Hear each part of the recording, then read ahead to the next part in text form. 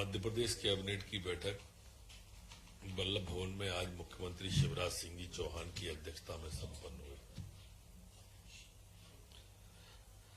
जिसमें आज मुख्यमंत्री जी ने जो अमरकंटक में बैठक हुई थी उसके संबंध में विस्तार से बताया कि अब कोई नया निर्माण कार्य अमरकंटक में नहीं होगा। सैटेलाइट सिटी अगर बनाना होगी तो पहाड़ के नीचे, पर्वत के नीचे बनेगी। जनजाति समाज को अधिकार देने का अभियान जो है वो भी जारी रखने का, वन ग्राम को राजस्व गांव बनाने के अधिकार पत्र सौंपने के लिए सभी मंत्रियों को गांव में जाने के भी मुख्यमंत्री जी ने निर्देश दिए। जो 2 मई को लाडली लक्ष्मी दिवस मनाने का था उसकी तारीख 1-2 दिन आगे पीछे इसलिए कर सकते हैं कि सारक 2 मई को काफी बड़ा है, तो लाडली लक्ष्मी जो हमारी दिवस है उसकी तारीख 2-3 दिन आगे पीछे हो सकती है। आज मुख्यमंत्री जी ने 3 मई की परशुराम जयंती जो भोपाल में मनेगी उसकी जानकारी भी दी और 7, 8, 9 जनवरी को प्रवासी भारतीय दिवस के लिए 7, 8, 9 को इन्वेस्टर का और 9 को प्रवासी भारतीय दिवस जिसमें माननीय प्रधानमंत्री जी के आने का उन्होंने निमंत्रण दिया है उसकी जानकारी भी कैबिनेट को दी है। आज कैबिनेट के महत्वपूर्ण निर्णयों में प्राकृतिक कृषि विकास बोर्ड का आज गठन किया गया है। इसमें जो बोर्ड है इसकी कई विशेषताएं भी हैं, जैसे एक शासी निकाय होगा जिसके अध्यक्ष माननीय मुख्यमंत्री जी होंगे, एक टास्क फोर्स का गठन होगा, बोर्ड में संचालक पदेन होंगे, एक समिति कलेक्टर की अध्यक्षता की अलग से होगी, एक आत्मा गवर्निंग बॉडी के नाम से भी होगी। 70 पदों के सृजन का भी आज कैबिनेट के द्वारा मंजूरी दी गई है। ये मूल रूप से जैविक खेती को प्रोत्साहन करने की एक अभिनव योजना है इस बोर्ड के अंदर। और आप सब भी देखते होंगे पेस्टिसाइड से, खाद से, यूरिया से जिस तरह से जमीन का नुकसान होता है, हमें जमीन भी बचाना है, हमें जीवन भी बचाना है, हमें जल भी बचाना है और इसलिए इन सबको ध्यान में रखे हुए ये प्राकृतिक कृषि विकास बोर्ड, जैसा आप प्रधानमंत्री जी का सुनते भी होंगे, उसके गठन की आज कैबिनेट के द्वारा मंजूरी दी गई है। आज फसल के विविधीकरण के प्रोत्साहन के लिए भी कैबिनेट के द्वारा मंजूरी दी गई है। उसमें भी वही है कि रासायनिक उर्वरकों की निर्भरता कम हो जाए, पर्यावरण संरक्षण, जैव और टिकाऊ खेती हो जाए, दाल और तिलहन की निर्यात निर्भरता भी कम हो। इसके लिए आज कैबिनेट के द्वारा मंजूरी दी गई है। योजना के अंतर्गत गेहूं और धान के स्थान पर बोई जाने वाली गैर एमएसपी फसलों को कवर किया जाएगा। उदाहरण के लिए आज जो बात माननीय मुख्यमंत्री जी के द्वारा कही गई वो यह थी कि ये जो खेती है, जैसे हमारे सीहोर है, अब सीहोर के अंदर एक बाहर की कंपनी आई और अश्वगंधा लगाने को उसने कहा, तुलसी लगाने को कहा, वही कंपनी खरीदती है तो खेती बढ़ी उसकी। जैसे अभी स्टीविया जो चाय मीठी करती है वो आ गया है, तो गेहूं के अलावा दूसरी फसल जो होती है, धान के अलावा परंपरागत खेती को छोड़ के और किसान को लाभ मिलता है, उसको प्रोत्साहन देने का ये फसल विविधीकरण जो है उसमें मूल रूप से इस काम को रखा है।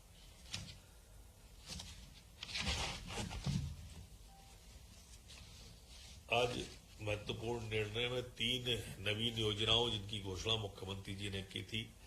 संत रविदास स्वरोजगार योजना हमारे एससी के भाइयों के लिए ये बहुत महत्वपूर्ण योजना है।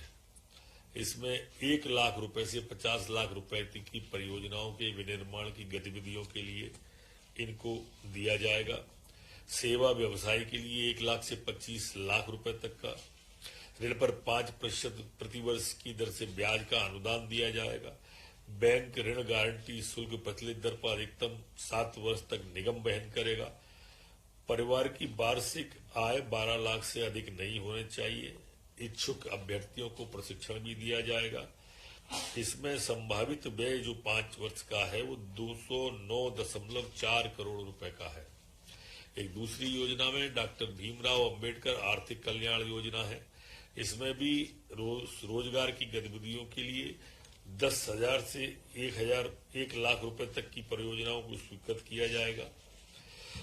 ऋण पर 7% का ब्याज अनुदान दिया जाएगा। बैंक ऋण गारंटी शुल्क प्रचलित दर से भी 5 वर्ष तक निगम वहन करेगा। ऐसी अनेक योजनाएं, अनुसूचित जाति विशेष परियोजना वित्त पोषण, इसमें विभिन्न लाइन विभागों, निगम, जिला कलेक्टरों से प्राप्त होने वाले प्रस्तावों पर अधिकतम 2 करोड़ रुपए तक की परियोजना स्वीकृत की जाएगी। मुख्य सचिव की अध्यक्षता में समिति अनुशंसा करेगी। योजना में कम से कम 3/4 लाभार्थी अनुसूचित जाति के होना चाहिए, ये भी तय किया गया है। आज घूमंतु और अर्ध घूमंतु जनजाति विभाग का नाम बदलकर विमुक्त घूमंतु और अर्ध घूमंतु कल्याण विभाग किया गया है। दतिया के अंदर मोटर ट्रांसपोर्ट स्कूल की स्थापना किए जाने का और नवीन पदों के सृजन किए जाने को भी आज दतिया में कैबिनेट के द्वारा सहमति प्रदान की गई है। आवारा पशुओं के नियंत्रण के संबंध में एक अध्यादेश जो था, उसमें प्रस्ताव जो था 5,000 रुपए का तक का, आज मुख्यमंत्री जी ने उसे घटा के 1,000 रुपया, जो कांजी हाउस में रहते हैं आवारा पशु, उनके जुर्माने का, उसे 5,000 को घटा के 1,000 रुपया कर दिया है। इसी तरह से आज फॉरेस्ट भारतीय वन सेवा केडर के नियम 166 के नियम 4(2) के अंतर्गत पद स्वीकृत करने का भी कैबिनेट के द्वारा तय किया गया है। हमारे जो पूर्ण औषधि सामग्री उपकरणों के लिए गठित मध्य पब्लिक हेल्थ सर्विस कॉर्पोरेशन के लिए सीटी स्कैन, डायलिसिस आदि सेवाओं के लिए कॉर्पोरेशन के स्वीकृत अमले को युक्तिकरण करने की अनुमति आज कैबिनेट के द्वारा दी गई है। चिकित्सा महाविद्यालय के अधीन संचालित संस्थाओं में अस्पताल प्रबंधन के अंतर्गत विद्य अधिकारी तथा अन्य संवर्गों के नवीन पदों के सृजन की भी आज सहमति कैबिनेट के द्वारा प्रदान की गई है।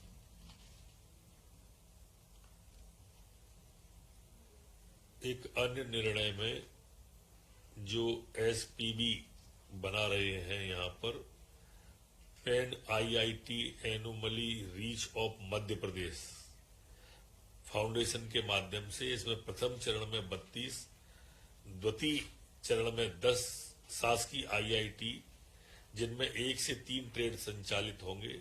ये अपने आप में एक नया प्रयोग है जो पहले झारखंड में हो चुका है, मध्य प्रदेश में कर रहे हैं। झारखंड में ये काफी सफल रहा है और इसमें भी जो नए ट्रेड लेके आएंगे उनको इसमें लिया गया है। एक पैनल बनेगा।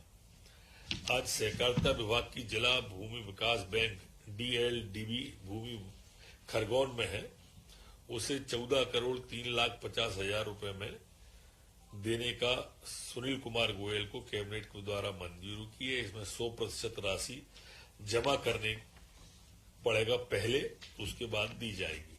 इसी तरह से सहकारिता विभाग की तिलहन संकी जलेरुआ मुरैना में जो जमीन है उसको 2,49,12,000 में देंगे। इसमें भी 100% राशि पहले जमा होगी। बालाघाट बारा सिवनी के अंदर भी मेसर टैक्स डॉक्स इंटरप्राइजेस को 5,15,00,000 की भूमि दी है। 100% राशि जमा होने के बाद में रजिस्ट्री होगी। आधारताल जिला जबलपुर में भी 1,51,51,515 100% राशि जमा करने पर दी जाएगी।